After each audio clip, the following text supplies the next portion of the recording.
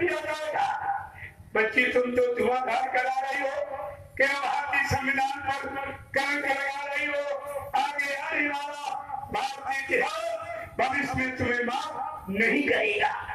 सत्य सही नेक भली सलाह देने पर वो मुसलमान प्रधानमंत्री नाराज हो गए। उसने बाबा जी पर बेगुनाह आपातकालीन इमरजेंसी लगाकर 29 जून 1975 को जेल में बंद कर दिया और जेल में दबाव डाला बाबा जी का। अपने शिष्यों से मेरा प्रचार करा दी, मैं एक हेलीकॉप्टर दूं, बहुत सा रुपया पैसा। बाबा जी ने कहा अरे होश में है तो किसे बात कर रही है? अगर तुमको अपनी अमीरी पर गर्व है तो मुझको अपनी फकीरी पर ना है। मेरा जेल में आने का मुहूर्त है, जब तक वो मुहूर्त नहीं खत्म हो जाएगा तो मुझे जेल से निकाल नहीं सकती। जिस दिन मुहूर्त समाप्त हो जाएगा एक घड़ी के लिए तू मुझे जेल में रख भी नहीं सकती। ऐसा कहने पर वो मुसलमान प्रधानमंत्री और नाराज हो गई।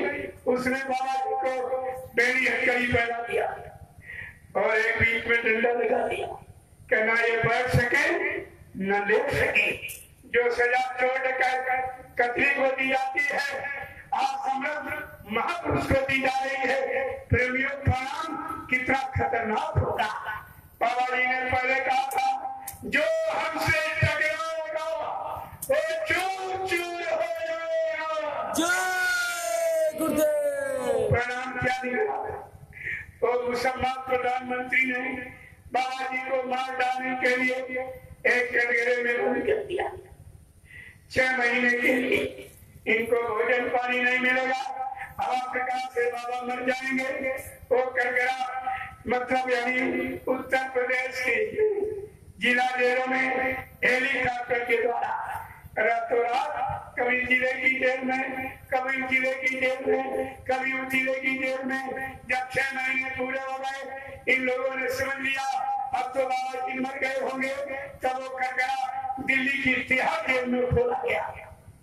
जब कटघरा खोला गया प्रेमियों एक भव्य प्रकाश निकला। बाबा की साधना दी और कपड़े एकदम फ्रेश हुए।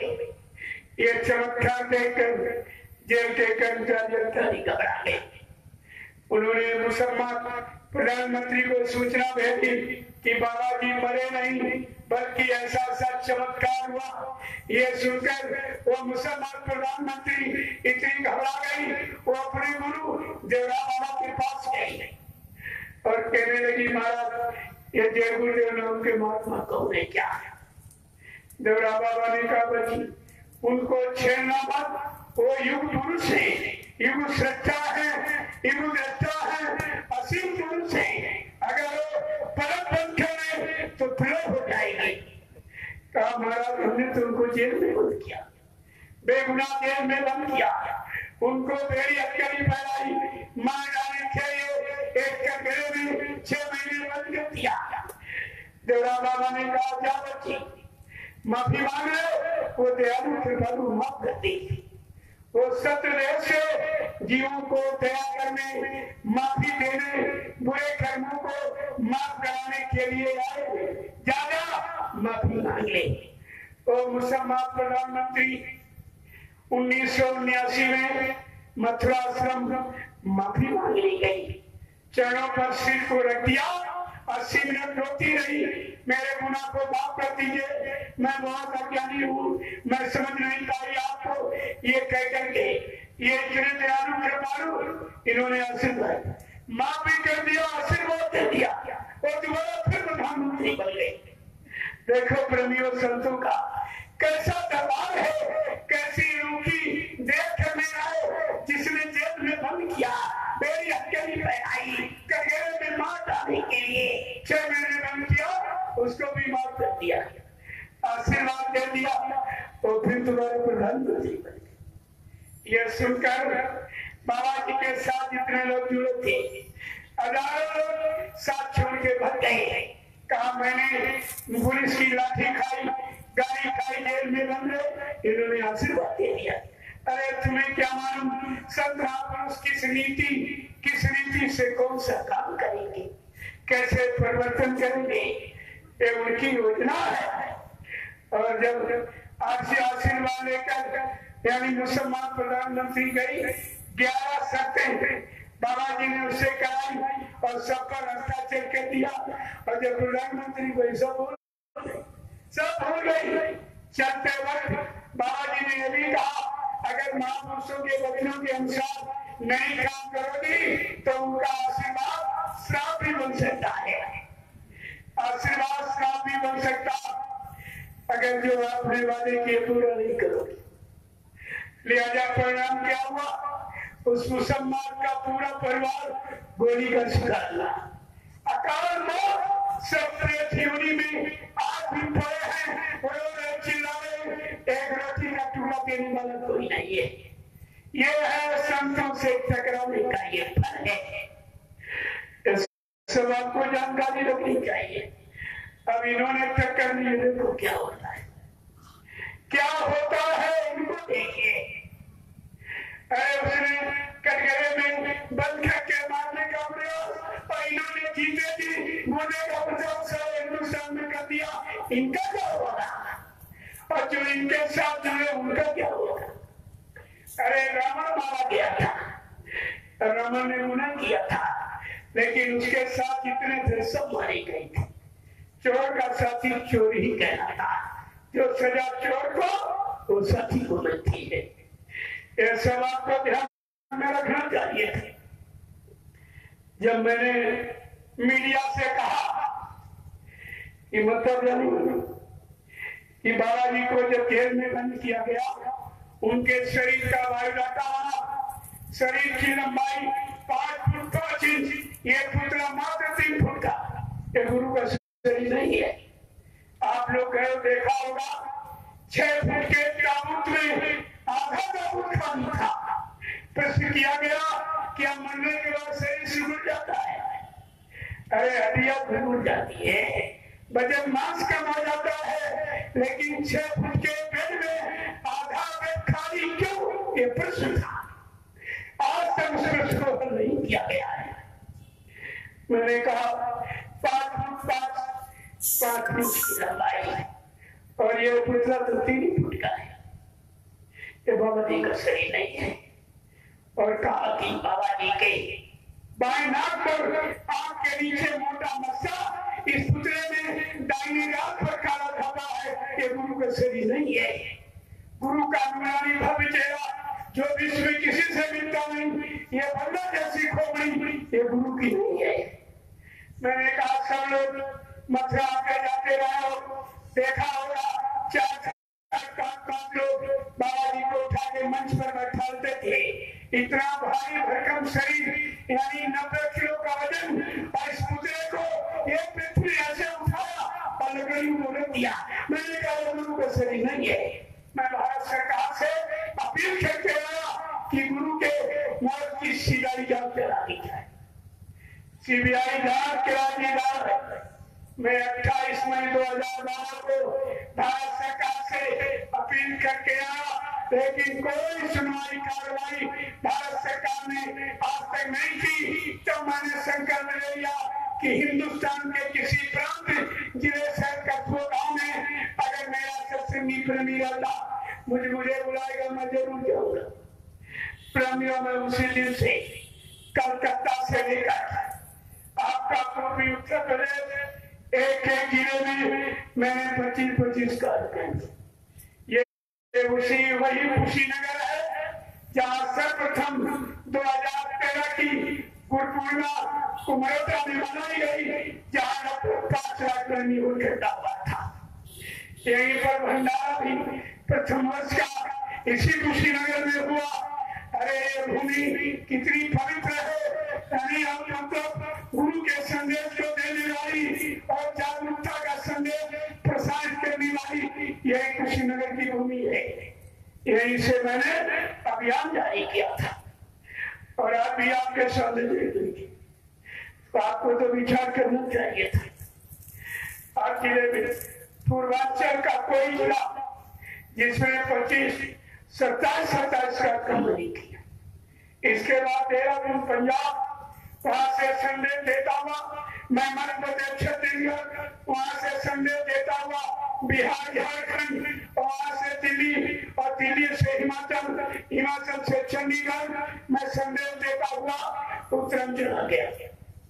उत्तरांचल के बाद मैंने पहली पूर्णिमा इसी कुशीनगर के वो कुमरौटा स्थान में मनाई गई, जहां 5 लाख पहले इकट्ठा। ये पहली भीड़ है जंगल की। आपको तो ये जिला याद रखना, ये इतिहास का प्रथम जिला है जहां से इतिहास की जानकारी आपको मिलेगी। और अभी आप सो रहे, तुम्हारी समझ में कुछ नहीं आ रहा। मैं बार बार इसी भूमि पर कार्य करने की इच्छा व्यक्त करता रहता हूँ। जहाँ से काम की शुरुआत हुई है, जागरण हुआ है, वो भूमि पवित्र है, वहीं से संदेश सारे हिंदुस्तान में गया और आप उसके बारे में कुछ नहीं जानते। एक कार्यक्रम आजादी के दिवस, शहीदी दिवस का एक कार्यक्रम मैंने यहाँ क्यों रखा, कहा होने जा रहा था आगरा की तो भूमि पर। मैंने कहा नहीं हो पाएगा, प्रवी बड़ी इच्छा व्यक्त की, हमने का प्रयास कर दिया, होगा नहीं, वहां नहीं हो सकता है। और ये जहां होना है वहां होना। तमाम जिलों ने और अपने अपने ऑफर दिए, सूचनाएं दी, मेरे जिले में भी हमने कराई। स्वतंत्रता दिवस, शहीदी इंकलाब, ये उसी कुशीनगर की तपोभूमि से प्रारंभ होगा। ये गौतम बुद्ध कितना पुराना इतिहास लिखा है, उस इतिहास को पुनः उजागर करने के लिए। और गौतम बुद्ध का सिद्धांत था कि जीवों पर दया करो, ये जीव सब तेरे काम आएंगे, उन्हीं का है। और आप अभी कुछ नहीं समझ पा रहे हो कि स्वतंत्रता दिवस इसी भूमि पर क्यों मनाया जा रहा है। लाभ निकल जाएगा, आप रह जाओगे। आपको सेवा का मौका मिला है। कुशीनगर के हर व्यक्ति को सोचना चाहिए, ये मेरा कार्यक्रम है, मेरी इस तपोभूमि का मतलब ये कार्यक्रम है, तो आपको सबको उसकी करना चाहिए। नई सेवा से वंचित हो जाओगे, ये आटियां पाटियां जो दिमाग पे बनाए हो सब खाली रह जाओगे और सब निकल के अलग हो जाओगे अपने आप। हमको निकालने की जरूरत नहीं पड़ेगी। अभी तो मैं आपको एक मौका दे रहा हूँ, इसके बाद तुम सब अलग थलग हो जाओगे। इस कार्यक्रम में अगर तुम्हारा सहयोग न हुआ तो किसी व्यक्ति को मैं आगामी कुशीनगर का कार्यक्रम ही नहीं दूंगा। ये कार्यक्रम आपको नहीं दूंगा, आप समझते नहीं हो, तो आप काम नहीं समझते हो, सेवा का मतलब नहीं समझते हो, तो ये कार्यक्रम देने का मतलब क्या? तो अपने अपने घर में क्या कर आजादी दिवस मनाना चाहते हैं। आजादी दिवस तुम्हारे घर का है कि सब हिंदुस्तान की भूमि का है, कम से कम सोचना चाहिए। इसलिए मनमानी करना छोड़ दीजिए, गुटबंदी छोड़ दीजिए। अभी मैं आपको इशारा कर रहा हूँ, 1 मिनट में तुम्हारी गुटबंदी खत्म कर दूंगा, एक किनारे कर दूंगा, फिर तुमको जीवन में कभी सेवा का अवसर नहीं मिलेगा। जीवन में भी रोते पड़ता तेरा हो गया, तुम समझते कुछ जानते नहीं। इतना ड्रामा अभियान खड़ा किया हो, क्या नहीं जानता? तुम्हारी सारी चोरी, सारी कमजोरी, अम्मा की जो तुम्हारी उदयपुर और सिंगल फिगर, ये सब देखा जा रहा है। ऐसा कोई मत सोचिए, चुपचाप सेवा में लग जाओ, तुम्हारे लिए ईश्वर सौभाग्य है। ये सेवा भी एक दिन छूट जाएगी, क्योंकि मैं अभी बाहर बहुत देश पड़े में खाली, बहुत देश खाली पड़े, तमाम प्रांत खाली पड़े। अभी वहां जाना, वहां संदेश होगा, फिर आपको ये मौका नहीं मिलेगा, आपको बाद में पछताना पड़ेगा। इसलिए इशारों को समझिए। जय गुरुदेव।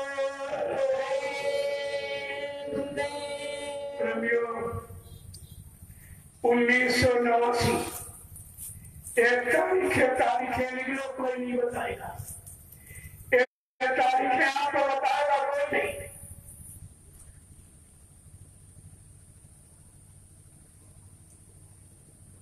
$1989 कोई पत्रिका कोई कृषि खबर निकल जाए, बड़े ध्यान से आप पढ़िए। बाबा जी ने क्या कहा था? कहा बच्चा आगे भविष्य में ऐसी नाजुक स्थिति बना के खड़ी कर दूंगा। देखिए कितनी बड़ी चीज। कहा मैं ऐसी नाजुक स्थिति बना के खड़ी कर दूंगा, तुम मुझे पहचान नहीं पाओगे, और जो जो मैंने वादे किए हैं वो सब पूरे करके दिखा दूंगा। कम से कम ये जानकारी आपको रखनी चाहिए थी। कहा तुम्हारे आदेश से मैं आश्रम छोड़ के जा सकता हूं, लेकिन मुझे हिंदुस्तान में कोई रुपए पैसे धन दौलत से खरीद नहीं सकता। उसी में लिखा है कि भगवान राम चाहते हिंदुस्तान के किसी कोने से महाभारत करा सकते थे, लेकिन बच्चा इतिहास नहीं निकलता। और भगवान कृष्ण हिंदुस्तान के किसी कोने से महाभारत करा सकते थे, लेकिन इतिहास नहीं बनता। भगवान राम कहीं से भी रावण को मार सकते थे, लेकिन इतिहास नहीं बनता। इतिहास बनाने के लिए 7 वर्ष समय की इंतजारी करनी पड़ी। बिना इंतजारी का कोई इतिहास नहीं है, या यूं कह लीजिए इंतजारी ही समय का इतिहास बनाती है। तो आपको ये सब सोचना चाहिए था। तो इंतजारी का नमूना मैं आपको बता दूं, आपकी शंका चली जाए कि बाबा जयदेव जी महाराज सतयुग लाने की क्या तैयारी कर रहे हैं। हमें आपको कहां पर बैठ कर किसे कब तक उसका इंतजार करना चाहिए। भगवान राम ने भी परिवर्तन की आवाज लगाई थी कि मैं रामराज की स्थापना करने आया। प्रेमियों, रामराज एक छोटी व्यवस्था। बाबा जी ने सतयुग साम्राज्य लाने का संकल्प लिया। साम्राज्य बृहद व्यवस्था है। जब राम ने रामराज एक छोटी व्यवस्था को स्थापित करने के लिए उनको 14 वर्ष इंतजारी करनी पड़ी, और बाबा जी ने सतयुग साम्राज्य लाने का संकल्प लिया। विश्व परिवर्तन की आवाज लगाई। प्रेमियों, ऐतिहासिक तौर पर इनको कितना इंतजार करना पड़ेगा।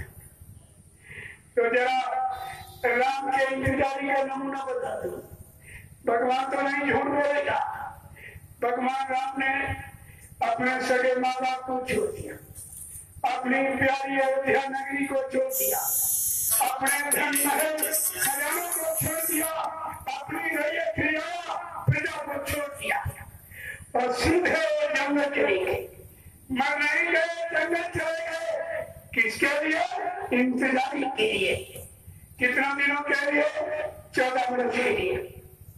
जब जंगल में पहुंचे तो भगवान राम सीता से बोले कि सीता, बगैर तुम्हारे हरण के रावण के मरण का कोई विधान नहीं है, इसलिए सीता तुम्हारा हरण निश्चित होगा।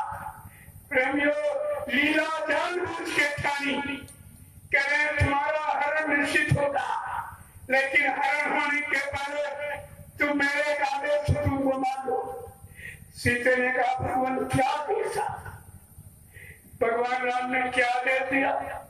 रामचरितमानस के उत्तरकांड में गोस्वामी महाराज ने लिख के बताया कि सुना मन प्रिया तुम सुनो सीरा हम का चुका ने चाहत नारदीरा, और जब लाग करा अग्न विजय माता, और तब तक करा निशा चरना। काशी से मैं लीला करने आया हूं, लेकिन बगैर तुम्हारे सहयोग की नंदीला नहीं कर सकूंगा। तुम मेरा सहयोग करो कि अपने अपना असली रूप अग्नि को समर्पित कर दो और मिथ्या जूता नकली रूप बाहर में ले आओ, मैं उसी से नंदीला प्रारंभ कर दूं।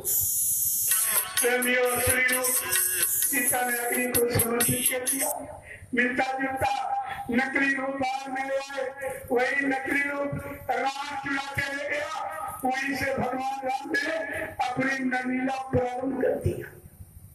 प्रेमियों, ये नंदीला और कलयुग की है गुरु लीला, बड़ी अनोखी है।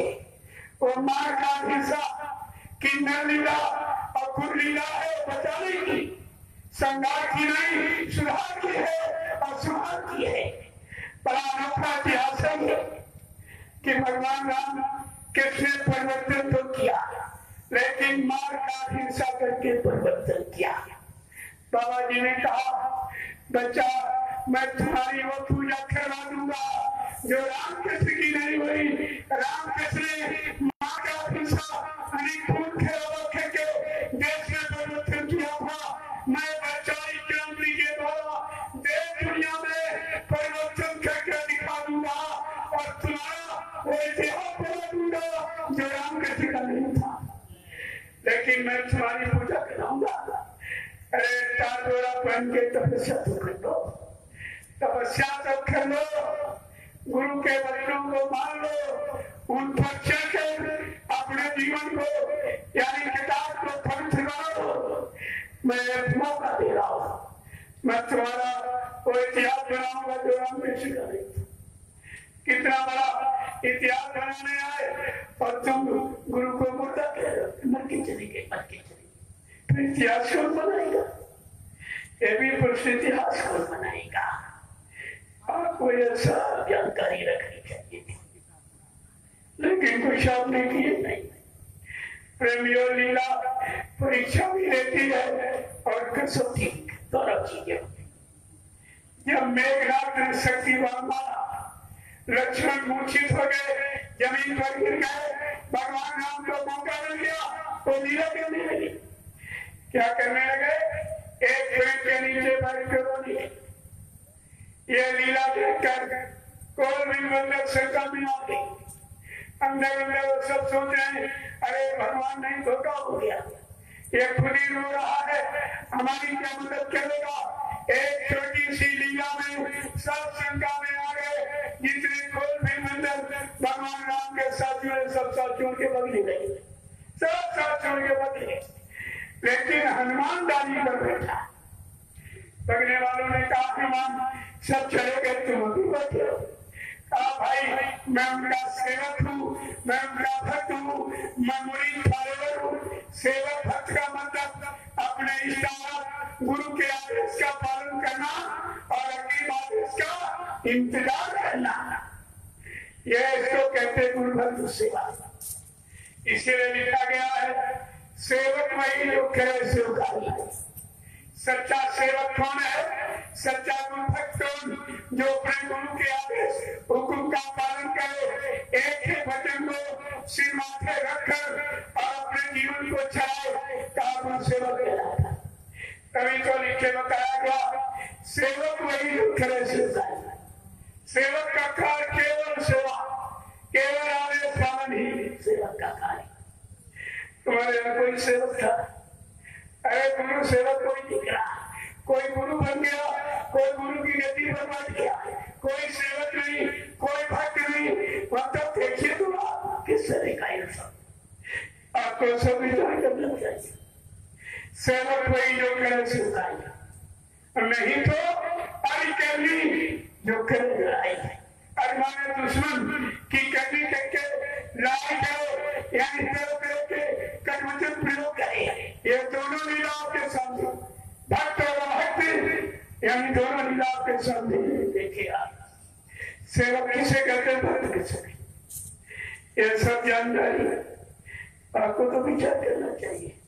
अगर कोई गुरु भक्त होता, गुरु सेवक होता, अपने गुरु पर कुर्बान हो जाता और गुरु के झूठी कुर्बानी दिखकर देश में नहीं फैलाता। ये भक्त भक्ति का पर चेहरा आपके सामने, तो आपको तो ऐसा सोचना पड़ेगा। प्रेमियों, 1959 ये तारीखें लिख लो, कोई नहीं बताया। 1959 कोई पत्रिका, कोई भविष्यवाणी बाबा की मिल जाए तो आप पढ़िए, उसमें बाबा क्या कहा, मैं आगे भविष्य में ऐसी नाजुक स्थिति बना के खड़ी कर दूंगा, फिर बच्चा कुछ दिनों के लिए मैं तुम्हारे से दूर चला जाऊंगा, तुम इतनी जल्दी मुझे नहीं पहचान सकोगे, मैं अपने समस्त वादों को पूरा करके दिखाऊंगा, लेकिन तुम मेरा इंतजार भजन करते रहना। आपने इंतजार किया, एक मिनट भी नहीं किया। भगवान राम ने 14 वर्ष इंतजार किया, सवई ने 12 वर्ष अपने भगवान का इंतजार किया, तुमने अपने सदगुरुनारी भगवान का एक मिनट भी इंतजार नहीं किया। कोई इधर भर गया, कोई इधर भर गया, कोई इधर भर गया, एक मिनट भी किसी ने इंतजार नहीं किया। बाबा जी ने आपसे क्या कहा था, परे रहो दरबार, परे रहो दरबार में का ध्यान देखा। बच्चा इस दरबार पर पड़े रहना, खड़े रहना, आगे रहना,